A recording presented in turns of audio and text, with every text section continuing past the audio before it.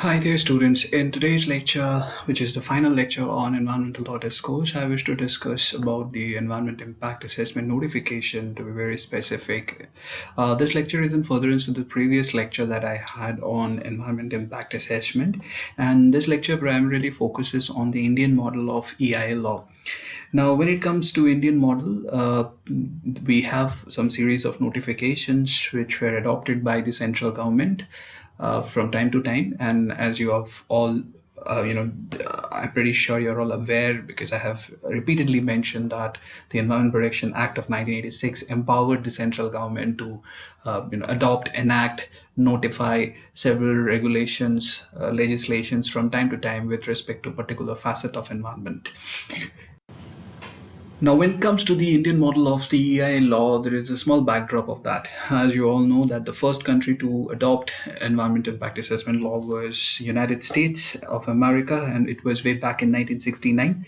And when it comes to Indian scenario, it came much later, although it was because of the Bhopal gas tragedy, which I would rather emphasize on, because it was because of this particular catastrophe, our country also realized the significance of liability when it comes to environmental related as well as human health related degradations. And you all know that how the notion of strict liability took a very bold shape when it comes to Indian legal scenario, and as it was in the Shriram Fertilizers case, also known as the oleum gas leak case, where the principle of absolute liability without any exceptions, which was there in case of strict liability of Ralland versus Fletcher case. And when it comes to absolute liability, we don't have any exceptions like act of God, West Major, etc. Now, we have adopted that because of the Bhopal gas tragedy, and oleum gas leak happened after Bhopal gas tragedy.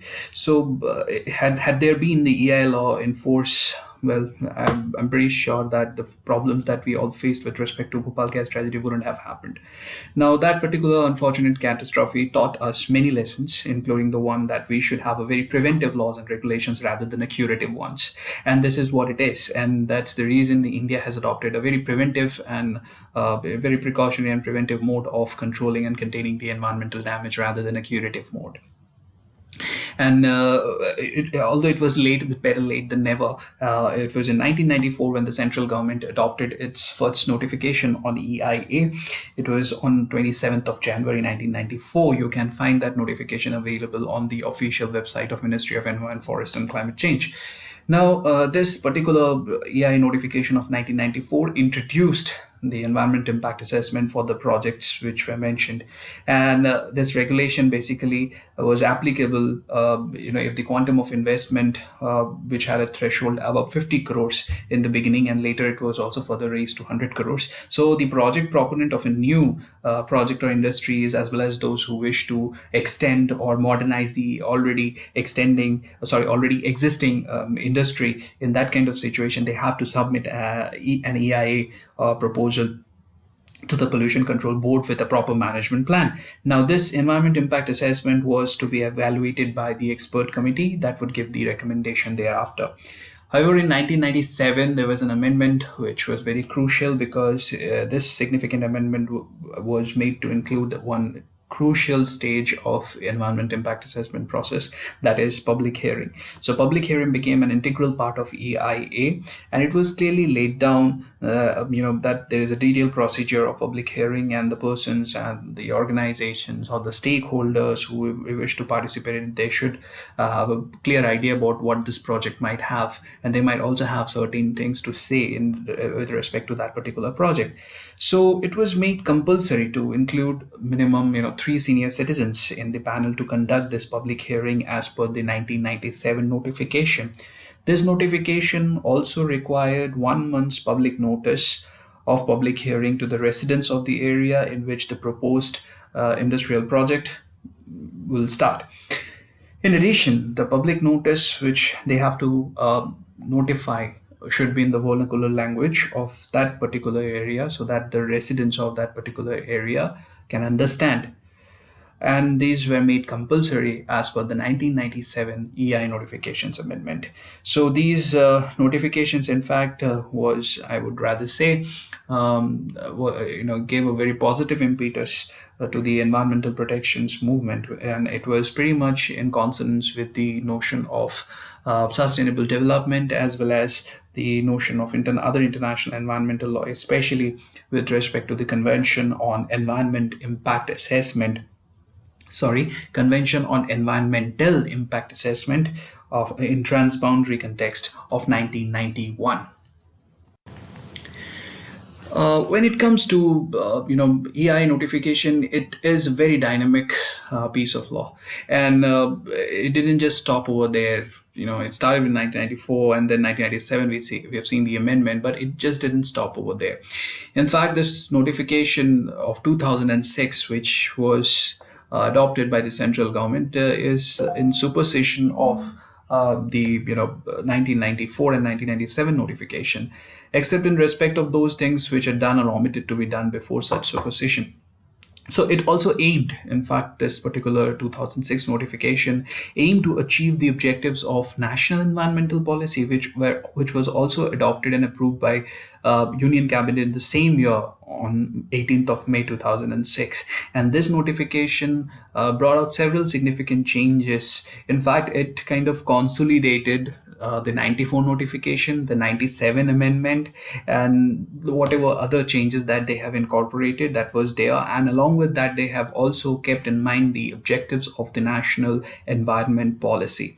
So they created a decentralized mode for evaluation and assessment. There is a central agency and there are state agencies which have been given independent charge powers to consider the environment impact assessment, and thereafter take decisions for giving certain environmental clearances to certain projects with different threshold levels.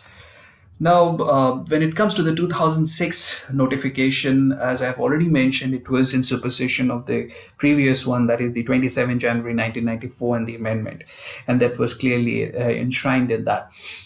Now, if you refer to the schedule of this notification, you will find they have provided a list of certain projects and activities which require ECs, so-called environmental clearance.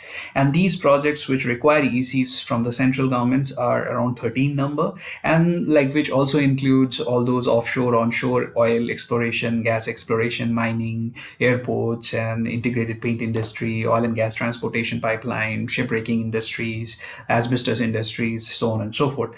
The projects or the activities which require ECs from the state level, because they also created the state level and expert appraisal committees, SLEAC. You will also come across something called SEI, State Environment Impact Assessment Authority. So this SLEAC have also given certain activities, the projects, and like for example, you have these effluent treatment plants like CETP, like common effluent treatment plants. Then you have the common solid municipal waste management, that construction and building projects, townships, area development projects, so on and so forth.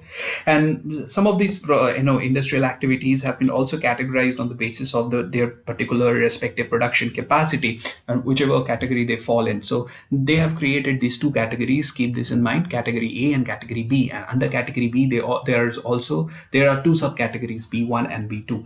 So category A as well as category B, these are the two major one which were of course there. And if you refer to that, you will find, for example, when it comes to mining of minerals of more than 50 hectares of land, then it falls under category A. If the area which they are proposing for mining activity, if it is less than 50 hectares, then it would fall under category B. So when it comes to these kind of projects and activities like thermal power plants, coal washeries, metallurgical industries, cement plants, coke oven plants, leather processing industries, etc., etc. These are all under these particular category B. Now, the thing is that all these projects and activities which have been broadly categorized into these two categories are on the basis of a spatial extent of a very potential impact. And this impact refers to not just the environment, not just the ecosystem vitality, but also the human health. And when it comes to the other stages, which is very significant with respect to that entire EIA process, you have screening, then scoping, then public consultation or public hearing, then appraisal. So when it comes to screening, which is the first stage, the state level expert appraisal committee, they are to determine whether this particular project proposed categories only for category B projects only. Screening is only for category B, not category A. So whether it comes under category B, if it comes under category B projects or activities, then the SLEAC, so-called the state level expert appraisal committee, will determine whether or not that particular project or activity requires further EC or further environmental, sorry, not EC, further environmental assessment or further environmental study for preparation of EIA. It depends on the nature as well as the location where it is planning to establish its industry, and this is what they have clearly mentioned. As I've said, B1 and B2, these are the two categories. When it comes to B2, the project, it requires, B2 project requires no EIA, but B1 it requires EIA, and this categorization has to be done in this particular first stage, which is also known as the screening stage. Next come is the scoping, now also called the scope. Now it refers to basically the process by which the expert appraisal committee in the central level, in case of category A projects or activities, and when it comes to B1 or so-called the state level appraisal committee, what they will do is that they include whether this particular project, or which is it can also be expansion or modernization, and in this particular stage they determine a very detailed, a very comprehensive, a very holistic TOR, so-called terms of reference. And this terms of reference, which is required for the preparation of EI of a particular project, and it is required prior to this EC. And if so required, a visit to that particular site can also be made by the subgroup of the expert appraisal committee in the central level and state and expert appraisal committee in the state level. And this terms of reference will be conveyed to the applicants within 60 days from the receipt of the form which the project proponent submits with the agency. Now, the application for the prior EC can also be rejected at any stage, at this particular stage, not at any stage, but at this particular stage. So they can reject the EC in the scoping stage itself. So that is there. So it's based on the TOR. So after this 2006 notification, what they have done is, when it comes to mining of mineral resources, there is a requirement of EIA. But if the area is less than say 5 hectares, then the notification is not applicable. So the Ministry of Mines has also issued environmental aspects of quarrying and minor minerals evolving model guidelines. So there's a guideline which is also issued, and this model guideline in fact provides a clear idea about what should be the cost of rehabilitation of the flora and fauna, so-called the RNR, rehabilitation. And here is like restitution and rehabilitation of the flora and fauna which are usually destroyed by quarrying activities. And that is what it is, because we have seen several such judgments from the apex court with respect to mining and quarrying. Now the next crucial stage in the EI process is the public consultation. Now when it comes to public consultation, it basically refers to the process by which the concerned stakeholders, basically the local communities, the affected people, and others who are certain viable and plausible stake in this particular project, because it might cause certain environmental impact or even social impact, they can participate. And all these projects or activities which falls under category A and category B1 or also which the projects which kind of involves expansion or modernization, like expansion of highways, modernization of any projects, thermal project, irrigation projects, defense projects, etc., even townships. They have two stages that they have to, like two sub stages under the public consultation. First and foremost is the public hearing at the site or in the very close proximity to that particular area where the project is about to come, right? Because it will give a clear idea about the people who might get affected because of the project. And second is to obtain response in written from other concerned persons. So besides the local communities, other concerned persons' written response is also required. It's a very crucial stage. In many of the cases that comes in front of NGT or even the apex court or even the high courts, there is a question with respect to public hearing. I have seen that the public hearing was not done properly, it was not documented, it was not properly videographed, people were obstructed to attend the public hearing. It has happened. Few things comes up like that. And if you just follow the news beat with respect to the Dibang Valley project, or with respect to even the Badjan blowout, there is a question which they are raising, that whether EIA was given with respect to that particular Oil India Limited's mining activity. So this is a very crucial stage, and public hearing shall be conducted. And the district magistrate is also should be there to facilitate that. And at the same point of time, you will also find that this entire process to be carried out by the State Pollution Control Board, and in a specified manner. And they have to like record all these things, and they have to forward its proceedings to the regulatory authority within 45 days of the request of the applicant. And this public hearing shall be held after giving a notice of at least one major national daily or the regional daily on their vernacular language. And the time, exact venue for conducting that public hearing should be mentioned. And a minimum of 30 days notice shall be provided for such hearing to the public for furnishing their responses also. So there is an advertisement, the notice will be advertised, which will carry all the summary of the EI of the project, and the State Pollution Control Board shall arrange a videography of that entire proceeding. It will be properly noted out, and all this minutes of that particular public hearing will be posted, and people can also have access to that. And attendance of those people who are affected, it shall be noted, it shall be annexed in the. If you ever get a time, you can just find it. It's there in the Google. I have seen several such minutes of public hearing, and you will find there's a detailed pictures are there, and you will find who are the peoples and what have they said, what were their submissions. Every detailed things are there. There are some of those public hearing documents available. You can go to the Environment Clearance website. There you will get all these things.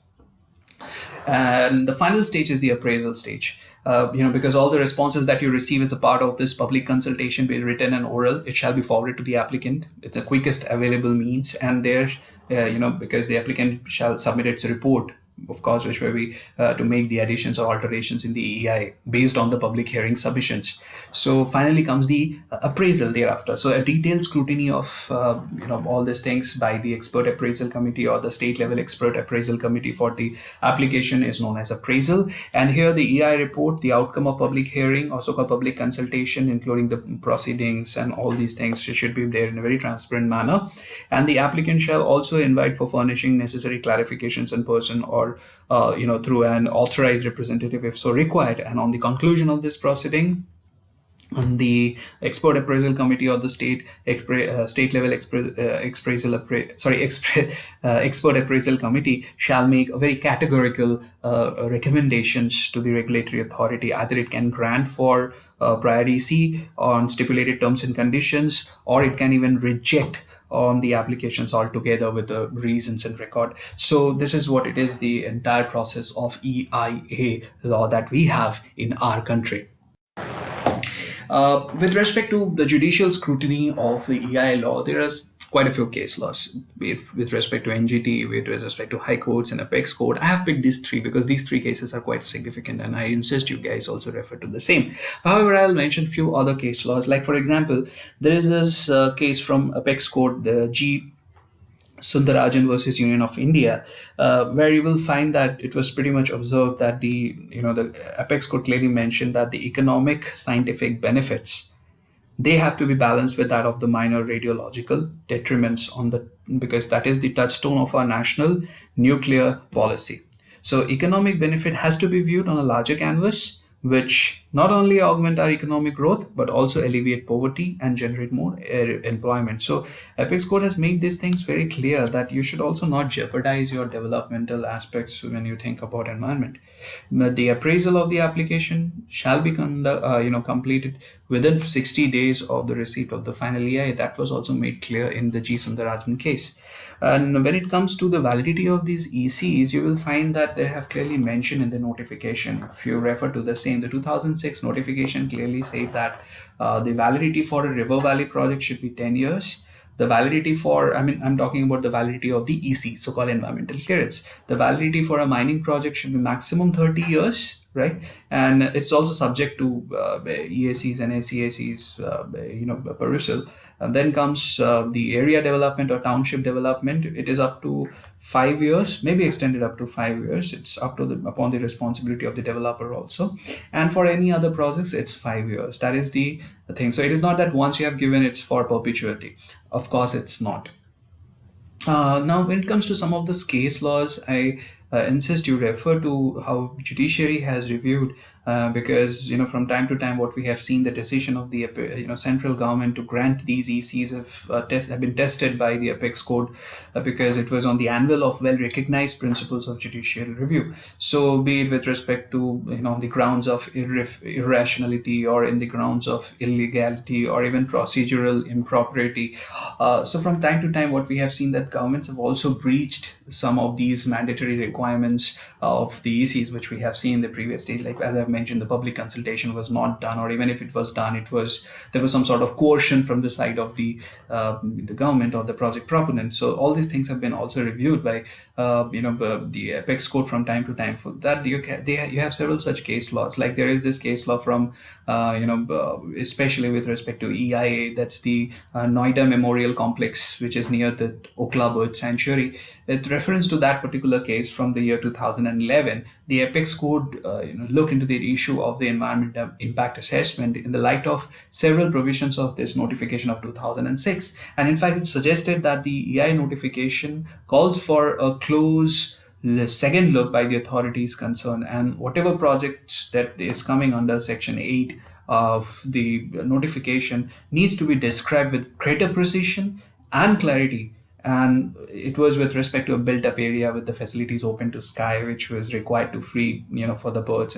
And the thing is that there should not be any ambiguity. Also, there should not be any vagueness. Also, that has to be ensured. So, Apex could also declare that if a project falls under such category, then the prior approval of the central government, so-called the EAC, is required. So there is a balance also that they are talking about. However, in case of Narmada Bachao Andolan, you will find that the environmental clearance, which was already given by the the central government in '87, which was much prior to that of the first EI notification of 1994, because the first EC was given by the central government in 1987, and the dispute regarding the raising the height of that particular dam was also settled by an award which was given in 1978. But thereafter, the construction was taken up in 1987, and a PIL was filed in 1994. And the Apex Code held that when a project was already undertaken and 100 crores of public money, also called the money from public exchequer, has been invested, have been spent. So the organizations or the individuals, they should be very careful. They should not keep on petitioning under the garb of PIL, and that cannot be entertained. So as the project commenced long back, it does not require EI as required by the above notification. So the retrospective effect was pretty much struck down by the Apex Court in the case of Narmada Bachao Andolan.